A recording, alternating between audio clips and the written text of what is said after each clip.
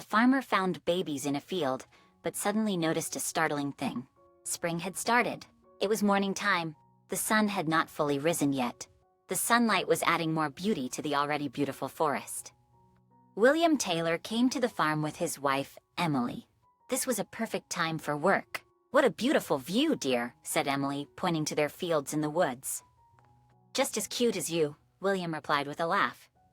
"Oh, William, you haven't lost your sense of humor yet," Emily laughed in response. "I think the most beautiful woman in the world is my wife," William said seriously. "I think it's time for us to get to work rather than listen to your jokes," Emily replied with a wink at William. "Your habit will also never end," retorted William. "Oh, which habit?" Emily looked at him questioningly. "Troubling your innocent husband for no reason," replied William innocently. They both laughed. Now the sun had risen completely. Breathing in the fresh air was also a blessing for them. They both lived in a nearby town. They had been married for 6 years, but they were childless. Despite many efforts and treatments, they were unable to have children. Emily used to be very worried, but William always encouraged her. He explained to Emily that if nature did not bless them with children, they would have to accept it. But sometimes when William went out for work, Emily felt very lonely and sad. She would look at women of her age with their children with longing eyes. She missed her children very much. William was a farmer. He cultivated different crops and also kept some animals to make Emily happy. He tried to involve Emily in all these activities. After some time, they reached the fields. The weather had become even more beautiful. The fields were swaying with the cool and fresh air. "I love the bright spring sunshine in the field, and especially you," said William with a smile. "And I love you this time," Emily also smiled in agreement. After some time they got busy with work. They had to water the fields. William got busy with work while Emily walked towards a clump of trees. She wanted to rest for a while. As she reached the trees, she suddenly found 3 children lying on the ground. "William, William!" she cried out. William ran towards her. When he got closer, he was surprised to see the children were unconscious. They both looked at them in surprise. William checked their pulse and found that they were all alive. "We should take them to our home," Emily said with a pounding heart. They did not know what to do. William quickly brought the car, and they both picked up the children and took them home. They had a feeling that these children were either kidnapped and brought here, or they were abandoned. Children were abandoned. William and Emily tried hard to find their parents, but they could not succeed. Finally, they started raising them as their children. The eldest girl was 4 years old at that time. After that, there were 2 boys. One was 2 years old, while the youngest boy was about 1 year old. The children were very worried. The girl's name was Ellen. She was somewhat sensible. Ellen could tell a little about her father's identity, but she did not remember her parents properly. She could not tell about her past due to panic and fear. Gradually, the children mingled with William and Emily. Both boys considered William as their father and Emily as their mother. Ellen was also quite satisfied. Emily was often worried about her children, but now her life changed. She spent the whole day with the children. Emily raised them as her own. By the time they were 3 years old, the children were fully adjusted. William and Emily considered them a gift from nature. But sometimes they both wondered what could be the reason for the children being abandoned and left in the forest. However, they had no answer. There was a park in front of their house, and Ellen often went there to play in the evenings. Now she was 7 years old. It was a pleasant Sunday evening. Winter was at its peak, but the sun was shining with all its warmth. "Dad, both of my brothers are teasing me," Ellen said innocently to William. "Oh, they're just teasing," William replied with his usual sneer. They all laughed. "Why are your brothers bothering my daughter?" Emily asked, while lovingly looking at Ellen. "They asked me to take them to the park," Ellen replied in a low voice. At the same time, her 2 younger brothers came and grabbed her hand, pulling her towards them. "Okay, my daughter, take care of them. I will come in a little while. I will bring this little son myself. You 2 go and take care of yourselves," Emily said. She had to cook. Ellen went to the park with her younger brother while Emily carried the youngest son in her arms. The youngest boy also started running, but Emily managed to feed him. They all laughed. "How beautiful our life has become," said William, smiling at Emily. "Now don't say that our life is beautiful like me," Emily replied jokingly. "That's exactly what I was going to say." "But how did you know that I would say that?" William asked with a laugh. "Because I already know many things," Emily retorted. "Oh, that's just your imagination," William laughed. "Take care of your baby." "I'll cook," said Emily, handing her son to William. "Hey, this is our world," said William, taking his son in his arms. "Sometimes I'm so thankful to nature for the joys in our lives," Emily replied, while loving her little son. He was carried by William in his lap. The boy was smiling. He was 1 year old when he met them, but now he was 4 years old. He considered Emily and William as his parents. "Okay, dear, you prepare the food, and then we will go to the park. Ellen will be waiting for us with her brother," William replied. Emily went into the kitchen. She had just entered the kitchen when suddenly the sound of the fire was heard nearby. An unknown fear fell on her. She immediately returned to William. "That voice came from the park," Emily said, almost shouting. She was afraid that her children went to the park. Emily took her son from William while he ran towards the park. The park was not far from their house. Emily also ran towards the outer door. She had just entered the park when she saw a crowd of people. Ellen was present with her brother among them. She was very upset.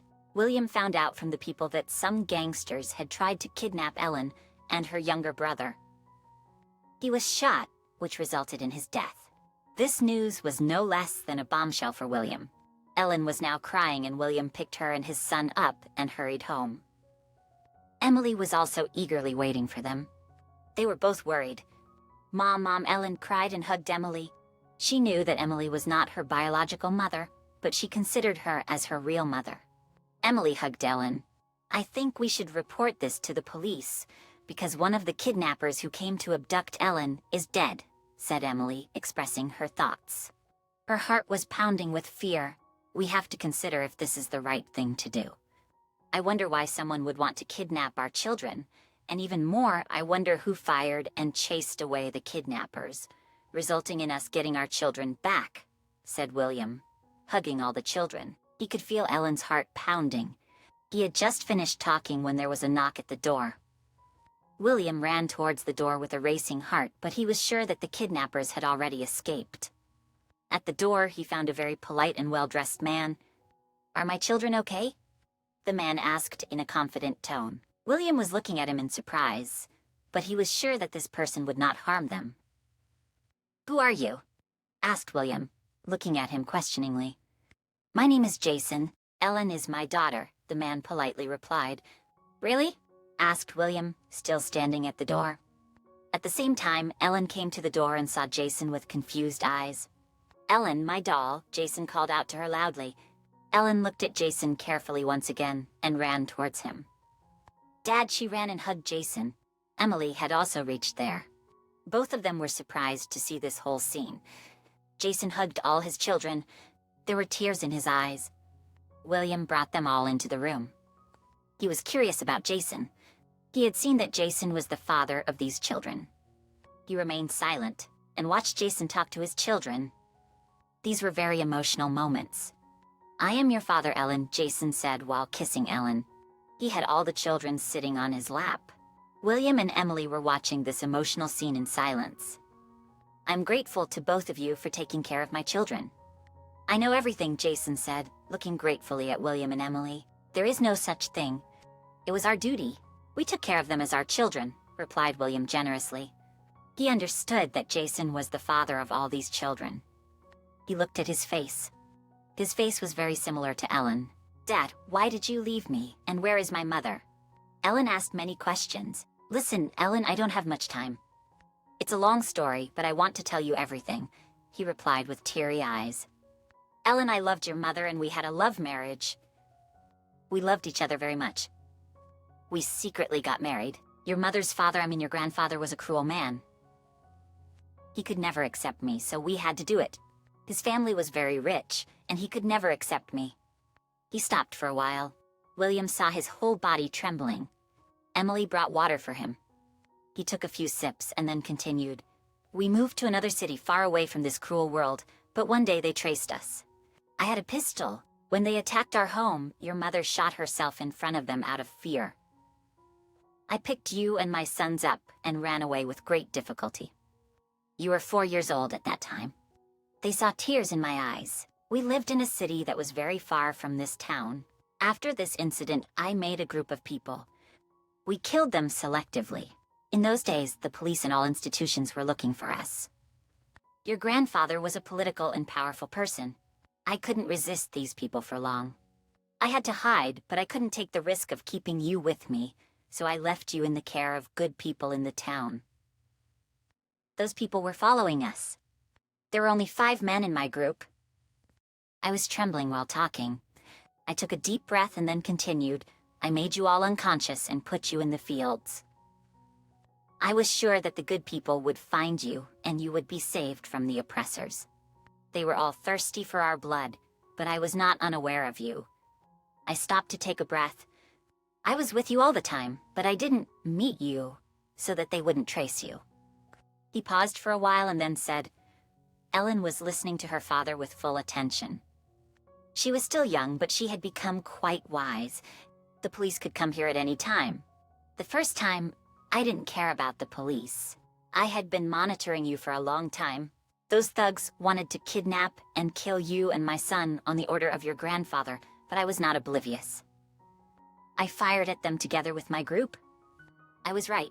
I can't forget the moment when your mother committed suicide by shooting herself to escape from those oppressors. And listen, this is the last murder of my life. I'm going to make an arrest, but don't worry. My companions will be with you like a shadow and will protect you. He explained, looking at Ellen with his pale blue eyes. Jason, I can feel your pain.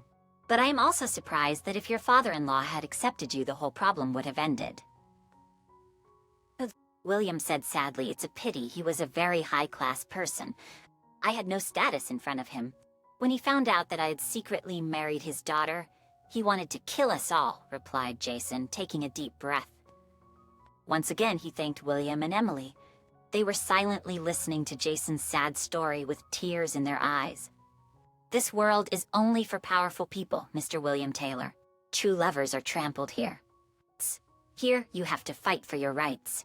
You have to take away your rights by force, he said, mentioning William's name. William was looking at him in surprise. Listen, Ellen, this is some money for you. He gave her a check. He lovingly placed his hand on her head. For the first time, she realized her father's love. You have met me after a long time. Please don't leave me again, she cried and saw that her father also had tears in his eyes. My doll, this is only a matter of days. I will be released soon. My people will rescue me, and I will come to you and my sons forever. You are a brave girl, he replied, once again showing his love for his children. He knew that the police would arrive in a few moments. I'll take care of them, William said, smiling, even though there were tears in his eyes. There are good people like you in this bad world, Mr. William, said Jason, hugging William. At that moment, the police came in and handcuffed Jason. I will be back soon, Ellen. Your mother used to make mutton very nicely. Now I will eat it cooked with your own hands. I hope you will do well too, he winked at her. The police had now handcuffed Jason and taken him away. William was watching it all. He was carrying Ellen. Jason looked at Ellen and his sons. The whole scene was blurry because of tears, but thanks to William, his spirit was high. William started thinking about how great the love of a father is. He would even handcuff himself for the sake of his daughter. And even after he was arrested, he tried to make her laugh. Although William had tears in his eyes, he was smiling. He had no children, but he had felt the love of a father for his children.